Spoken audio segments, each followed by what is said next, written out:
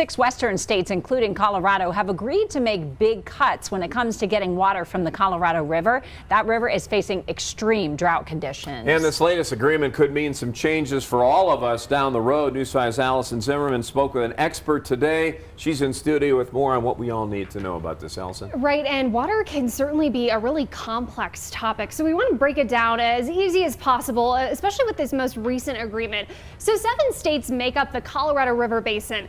All but one, California, have signed on to this recent agreement.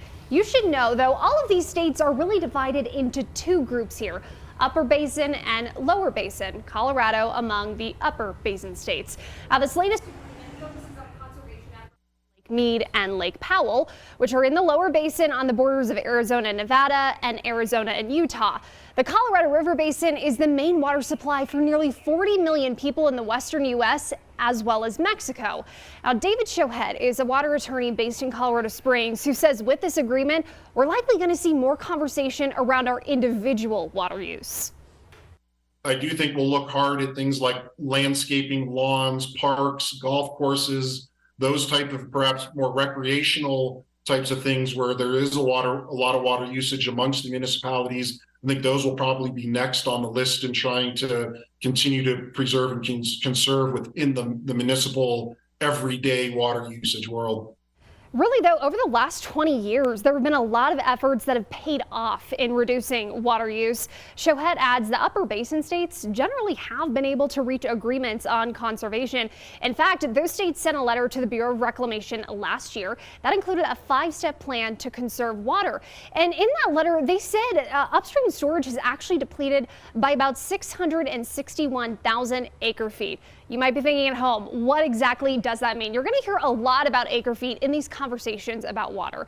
This is what that means. An acre foot is about 326,000 gallons of water, which is basically the size of a football field. And then if you fill that up with 1 foot deep of water. Now, 1 acre foot of water is considered enough water use for 2 to 3 households in the U.S. for 1 year. Back to you. Allison, thank you for that. And a key issue accounted for in this proposal, the water lost to evaporation and leaky infrastructure.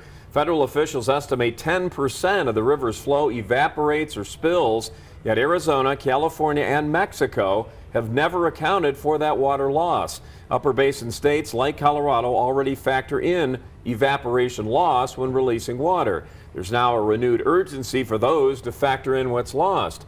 Officials argue that states can subtract those amounts from their allocations once Lake Mead sinks below 1,100 feet. As of today, the reservoir well below that level. Mandatory water cuts started at the beginning of the year for some states. The federal government announced the cuts last year after declaring a Tier 2A water shortage. Arizona reduced its water withdrawals by 21%, Nevada by 8%, Mexico by 7%. Colorado not being forced to take any cuts, but water officials warn cuts could come to Upper Basin states.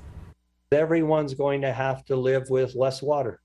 There's no question that the reductions that we've seen over the last several years are going to cause us all to squeeze a little bit. We're all going to have to cut back a little bit. Right now, there's no timeline for when additional water cuts would or will be announced.